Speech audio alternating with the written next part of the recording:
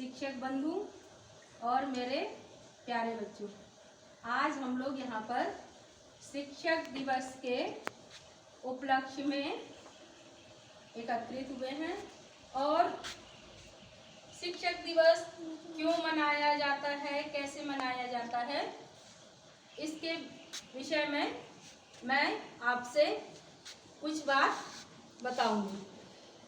तो अपने ज्ञान के प्रकाश से छात्रों के जीवन को प्रज्वलित कर राष्ट्र के निर्माण में सहयोग करने वाले सभी शिक्षकों को मेरा शत बार नमन है। बच्चों, जीवन में हम हर समय कुछ ना कुछ सीखते हैं और हम जिनसे भी कुछ भी सीखते हैं, चाहे वो हमसे छोटे हों या बड़े हों, वो हमारे शिक्षक होते हैं। हमारे लिए वो भी शिक्षक ही होते हैं, जो जिनसे कि हम कुछ भी ना कुछ सीखते हैं। बच्चों, माँ है जो वो एक बच्चे की सबसे पहली गुरु होती है। अगर हम माँ भी बोलते हैं तो वो माँ बोलना भी हमें हमारी माता सिखाती है। तो स्कूल में आने से पहले हमारी जो शिक्षक है, सबसे बड़ी शिक्षक, असली शिक्षक, वो हमारी माँ ही होती है, जो हमको अच्छे बुरे का ज्ञान कराती हैं। और लेकिन आज का ये दिन विशेष व्यक्ति के लिए समर्पित है, जिनका नाम है डॉक्टर सर्वपल्ली राधाकृष्णन। बच्चों, इनका जन्म 5 सितंबर 1888 को तमिलनाडु के तिरुतनी गांव में हुआ था। ये बहुत गरीब परिवार से थे, लेकिन पढ़ने में इन्होंने हमेशा ध्यान दिया और पढ़ाई करते हुए ही ये भारत के सबसे पहले उपराष्ट्रपति बने। ये हमारे भारत के पहले उपराष्ट्रपति हैं। और उनके बाद जब डॉक्टर राजेंद्र प्रसाद सबसे पहले राष्ट्रपति थे, तो दूसरे नंबर के राष्ट्रपति डॉक्टर सर्वपल्ली राधाकृष्णन ही बने। यह दिन शिक्षक और छात्रों के लिए बहुत महत्वपूर्ण होता है। बच्चों, शिक्षक और छात्रों का संबंध बहुत ही निराला होता है। देखो, हम यहाँ पे इतने टाइम इकट्ठे होते हैं, तो कुछ हम आपसे सीखते हैं, कुछ और बहुत कुछ हम आपको सिखाते हैं, है ना। और शिक्षक ही वह व्यक्ति है जो हमें संसार रूपी चौराहे में सही मार्ग चुनने के लिए मार्गदर्शन करता है। एक शिक्षक के बिना हम कभी डॉक्टर, इंजीनियर या टीचर क्या बन सकते हैं? नहीं बन सकते। जब तक हम शिक्षा ग्रहण नहीं करेंगे, तब तक हम शिक्षक नहीं बन सकते। यह दिन डॉक्टर सर्वपल्ली राधाकृष्णन के जन्मदिन के रूप में ही शिक्षक दिवस मनाया जाता है, क्योंकि वो एक शिक्षक भी थे। और उन्होंने कहा कि अगर मेरा जन्मदिन सच में अगर अच्छे से आप मनाना चाहते हैं, तो शिक्षक दिवस के रूप में मनाइए और शिक्षक की महत्ता को बताइए कि बच्चों के जीवन में एक शिक्षक का क्या योगदान है। और बच्चों, शिक्षक के प्रति सम्मान और शिक्षा के प्रति चेतना जगाने के लिए ही ये दिन और विशेष रूप से मनाया जाता है।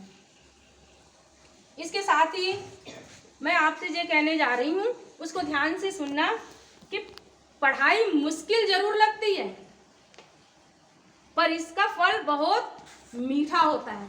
मुश्किल लगती है ना, कुछ बच्चे ध्यान नहीं देते, इसलिए बहुत ज़्यादा मुश्किल लगती है। तो मुश्किल जरूर है, मगर इसका फल बहुत मीठा होता है। मतलब अगर हम पढ़ लिख के कुछ बन गए, तो हमारा जीवन हमेशा ही सफल रहेगा।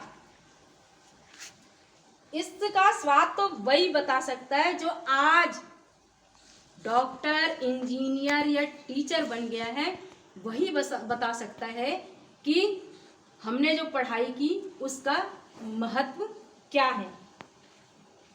अगर जिंदगी में हमारा कोई साथ दे या ना दे, लेकिन शिक्षा जरूर साथ देती है। हर चीज का बंटवारा हो जाता है, हमारे धन का, खेत का, घर में जो सामान है उसका बंटवारा हो जाता है, लेकिन शिक्षा का बंटवारा कभी नहीं होता है। अगर एक भाई शिक्षित है तो उसकी शिक्षा का बंटवारा नहीं हो सकता। इसका बंटवारा क्या हो सकता है? नहीं। क्या इसे हम बांट सकते हैं कि आज मैं 12वीं तक पढ़ा हूं तो मेरा भाई 6 तक की पढ़ाई वो ले ले और 6 मैं ले लूं? ऐसा क्या होता है क्या? नहीं होता है। शिक्षा का बंटवारा नहीं हो सकता है। जिंदगी में कोई साथ दे या ना दे, लेकिन शिक्षा हमारा साथ जरूर देती है। इसलिए हमें, और ये शिक्षा हमें कभी भी अकेलापन या उदास नहीं होने देती, क्योंकि हमारे पास पढ़ने के लिए बहुत सी चीजें होती हैं जिनको पढ़ के हम अपने मन की उदासी को मिटा सकते हैं और आगे बढ़ने के लिए कुछ ना कुछ कर सकते हैं। अपने देखो बच्चों, अगर आपको कोई भी प्रश्न कठिन लगता है तो उसको शुरुआत से ही देखें कि इसकी कठिनाई कहाँ पर है, और नहीं समझ में आता है उस टाइम पे अपने शिक्षक का मार्गदर्शन लें। देखो बच्चों, अपने विचारों को अपने वश में करना सीखो। अपने विचार मतलब हम क्या सोच रहे हैं, कि हमारा मन करता है कि हम खेलें, हम इधर भागे उधर भागे, लेकिन जब हम स्कूल में आए हैं तो किस लिए आए हैं? पढ़ने के लिए। तो अपने मन को, अपने दिमाग को, अपने विचार को अपने वश में रखो। ये कहेगा कि तुम खेलो, नहीं, हम खेलने नहीं, हम पढ़ने आए, हम पढ़ेंगे। तो अपने मन को, अपने विचार को अपने वश में रखिए, क्योंकि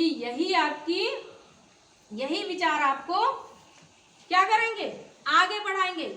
और अपनी वाणी को, अपनी जबान को, जो भी हम उल्टा सीधा कुछ बोलते हैं तो अपने जबान को वश में रखो। अगर अपने जबान को वश में रखेंगे हम, तो यही आपका कर्म बनेगा, है कि नहीं? जब हम किसी से उल्टा सीधा नहीं बोलेंगे, हम अपने वाणी को वश में रखेंगे, तो ये हमारा कर्म बनेगा। और अगर हमारा कर्म वश में होगा तो हमारी आदत बनेगी, है कि नहीं? हमारी आदत, जो अगर हम अपने कर्मों को वश में रखते हैं तो हमारी आदत बनेगी, और अगर हमारी आदत वश में होगी तो ये आपका चरित्र बनेगा, और आपका अगर चरित्र बन गया तो आपका इससे भाग्य बनेगा। तो इसके लिए क्या है? मेहनत करना जरूरी है, पढ़ना जरूरी है।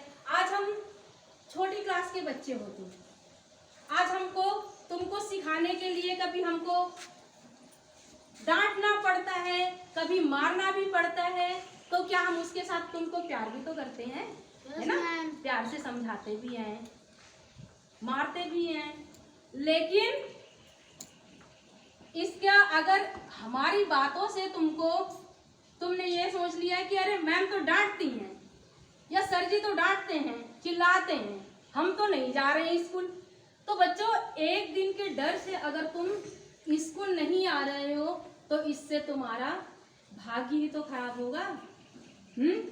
होगा कि नहीं? स्कूल आके रोज हम क्या करते हैं? एक नई चीज सीखते हैं, पढ़ना सीखते हैं। जब तुम यहाँ पे 1 में थे, छोटे छोटे बच्चे थे, तो तुम्हें पढ़ना नहीं आता था, फिर तुमने टीचर्स पढ़ाते गए और तुम मेहनत करते गए। आज कुछ बच्चे इतने ज्यादा होशियार हैं कि हम जो भी बताते हैं उससे दुगना याद रखते हैं। तो ऐसे बच्चे ही आगे चल के कुछ ना कुछ जरूर कर जाएंगे, लेकिन क्या है कि मन में हमारे एक प्रण होना चाहिए कि हमें जो भी पढ़ाया जा रहा है उसको सीखना है, या हमारे शिक्षक हमको जो भी बातें सिखा रहे हैं उस बात को हम सीखें, अपने जीवन में उतारें, तभी हम कुछ कर सकते हैं, आगे बढ़ सकते हैं। और आगे बढ़ गए तो निश्चित रूप से तुम्हारा गांव भी शिक्षित होगा, और गांव शिक्षित होगा तो पढ़ा लिखा समाज होगा। और पढ़े लिखे समाज, क्या फर्क होता है शहर में और गाँव में यही फर्क होता है कि गाँव के लोग शिक्षित होते हैं और अपने जो विचार हैं, अपने जो निर्णय हैं वो स्वयं लेते हैं। दूसरों की भेड़ चाल में, दूसरों की बातें सुन के वही कार्य नहीं करते हैं। हर चीज का वो निर्णय अपने स्वच्छंद रूप से लेते हैं और अच्छा या बुरा वो जानते हैं। जब हम शिक्षित हो जाएंगे तो उस बात को एक उसको वैज्ञानिक तरीके से भी सोचेंगे। जो गांव में सोचते हैं कि अरे ये ऐसे हुआ, इस बात का ये है, बिना मतलब का किसी बात का इशू बनता है, तो वो जब तुम पढ़ लिख जाओगे तो उस बात का इशू कभी बनेगा ही नहीं। तो ठीक है बच्चों, तुम और जिन बच्चों ने हम लोगों को गिफ्ट दिया उसके लिए बहुत बहुत धन्यवाद। और हमारे लिए सबसे बड़ा गिफ्ट है आप लोगों का कि हम जो पढ़ा रहे हैं उसको आप पढ़ जाओ। ठीक है, बंद कर।